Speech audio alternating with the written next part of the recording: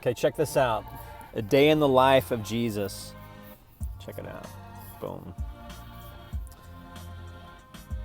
Matthew 8. Or no, actually Matthew 9. You know, Matthew 9 is an interesting... where do you want to start? Thought this was interesting. The rent is too damn high.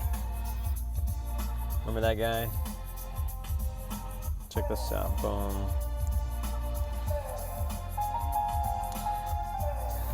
You know, so I think sometimes you got to cut to the chase and kind of go to the end of it. And you see, I love this word. Jesus says, you know, just basically, Jesus is kind of going through hell on earth. I mean, like literally all kinds of forces are coming up against him. You have physical laws coming up against him. You have political laws, religious laws. I mean, these forces were coming against him. And I don't think people, or I know I don't often think of, you know, what was it like to be Jesus for a day? And the fact is, you know, I went on, I guess I just did a Google search, and I noticed, I just kind of looked up like black holes or vortex, and I found a picture of what I think is physically happening with the character or the man named Jesus, who ultimately became the Christ. And that is, think of it like a black hole vortex, where literally you have this massive power, high and low, coming together in perfection. Boom. Just like and you know, let me show you an example of what I'm talking about. Let's see if I can get out of the shadows here. Sometimes it's easier to read in the shadows, but I like the natural light. This is interesting, you know, like the Pharisees they're just basically pieces of shit. The Pharisees, just to give you a little context for those who aren't familiar with Matthew 9, the Pharisees represent like the religious power system. The religious system in a really negative way, kind of a religious, political. You know, like, well, think of like the modern day. You know, the Sunnis and the Kurds and the modern day Iraqs, where they'll do like mercy killings, and you know, it's sort of this hybrid political, military, weird, you know, stoning people. So the Pharisees are all about that, and that's kind of who they are. And so let's look at their interpretation, because you know, here Jesus is healing people. It says, you know, he touched their eyes. He said, according to your faith and trust and reliance on me, it will be done to you, and power invested in me. So he's literally having his He-Man moment, according to the power invested in him, that it will be done to us according to our faith. And his eyes were open. And then he says he went off, and it says, and blazed and spread his fame throughout. So obviously he's becoming kind of a big deal. I mean, you know, he's literally, he's healing people, and it says that, and Jesus went around the cities and the villages, teaching in their synagogues, proclaiming the good news, and curing all kinds of disease and every weakness and infirmity. You know, and then I think this really speaks to what was going on with Christ on almost like an hourly by hourly basis. And here it is. It's verse 36. It says, when he saw the throngs, he was moved with pity and sympathy for them, because they were bewildered. And you remember, all recognition is recognition. All recognition, or most of recognition, is recognition. It says, because when he saw the throngs of the people, he saw that they were harassed, distressed, and dejected, and helpless, like a sheep without a shepherd. And there's a reference to Zephaniah 10, verse 2. You know, I guess... So that's what's happening. That's what's happening in just an hour by hour basis. Is there's this tremendous force, high and low, coming to a point of perfection, like a diamond, and that with that there's tremendous power to us. And Jesus speaks to that, according to our faith, we shall be made well. And then we see, for example, the characters of the Pharisees. And who are these people? Well, they're really a demonic force using political social systems, but with the veneer of faith and religion. So it's literally whitewashed tombs coming up against him. And ironically, they say, it says he drives out demons through and with the help of the prince of demons, when just a few moments earlier it talks about that God is saying that the power of God is greater than the ones of darkness. But the Pharisees spin that and say, look at what he's doing. He's only doing this with the power of the demons. Like, no, if you look at the way light and darkness works, light will cast out darkness. Light will dispel darkness. And the Pharisees spin that and go, look, he must be of darkness. No, well, there's no darkness, then there's no light. The light is what dispels. So that is a day in the life of Christ. So pray to the Lord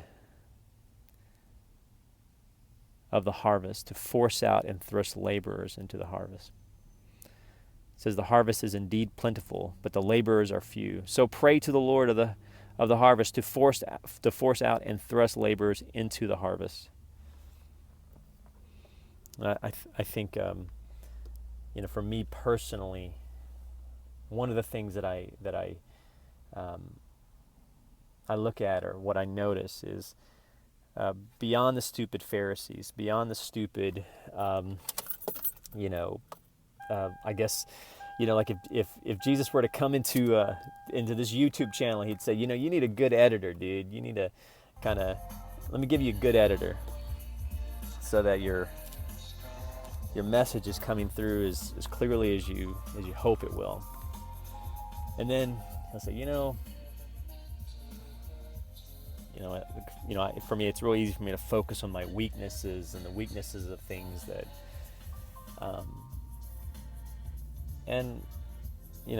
it says here, Jesus went about and he cured diseases and every weakness and infirmity.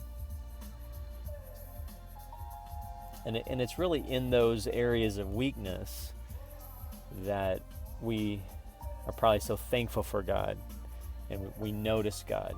And, in fact, somewhere in the Bible it says, that His power is made perfect in our weakness, and it's a real interesting interplay between the way the perfection of power of God works in our weaknesses.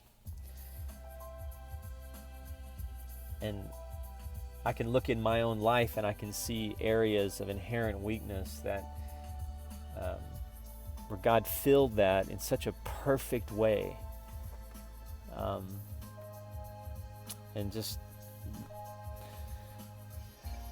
real small examples to really big examples. I remember one time, the very first night, or maybe the second night, that I was doing an open mic at the Comedy Store in LA, and that's really all the goal was. I wanted to take the mic at the Comedy Store in LA.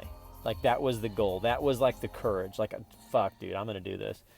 And, you have to kind of write your name down, and you have to kind of put your name in a bucket, and you got to, anyway, so I finally have enough courage to go to LA, or to go to the Comedy Store, and then I get to the bucket and I don't have a fucking pen.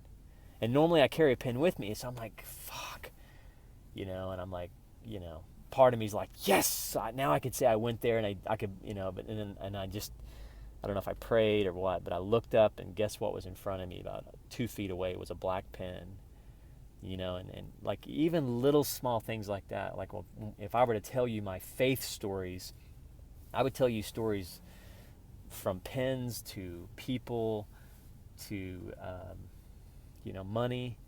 I would tell you, and that's, those are the stories that I want to hear. Those are the stories I want to hear. I remember even with my own mom. I remember one time when she was literally almost, she was literally almost left for dead. And she just, I'm doing air quotes here, she just so happened to find um, an old cell phone that had just enough juice. And even though I don't think it was connected to a carrier, I think by law you have to have, they all have to, 911 has to work. And it was that cell phone that had just enough service that I don't think was even connected to a, because I don't, I'm not sure how old it was, but it wasn't her. She found it, boom, she made a call, and then she got help in a critical time. You're like, man, that's, God is literally in pens, he's literally in computers, he's literally in cell phones. I was in Silverton, Colorado, fell in the river, and if you're not a nature person, you don't understand that sometimes you can fall in the real wilderness, and these could be fatal falls. And one time I just so happened to go with a friend, and normally I'm most 100% of my stories I'm alone in nature by myself. I mean, most of the time it's like me and God. And but it just so happened I was dating this girl and went to decide I wanted to go to Silverton, or we wanted to go to a town outside Silverton, and found a river, and we went hiking, and I fell just the wrong way, quote, wrong way, right way, and I pinned my leg in the river. And just so happened there was another guy there that when I came out of the river, I needed assistance because my leg was literally lodged. And I think back on that visual of like coming out of the river, the way I fell. I came out chest first because I'm fighting to come up the river because I'm pinned underneath the river that's coming over me. And I had, and I remember just coming out of the river, and I thought the river was like a foot deep. It was actually probably, 6 feet deep, because I'm just a little over 6 feet tall. And it covered me, and I'm pinned under the river. And I have just enough to come out, and I say help, and there's a hand, literally a hand, a white dude's hand, just boom, and it was exactly what I needed, exactly at the very moment. So the epicenter of the Christ moment, and who was Jesus? Well, sometimes I have to go back to visuals, and I'll just say, read Matthew 9. And that's what it was like to be Christ for a day. All right, you guys be good. Email me, americano417@gmail.com. Matthew 9, it's worth your time.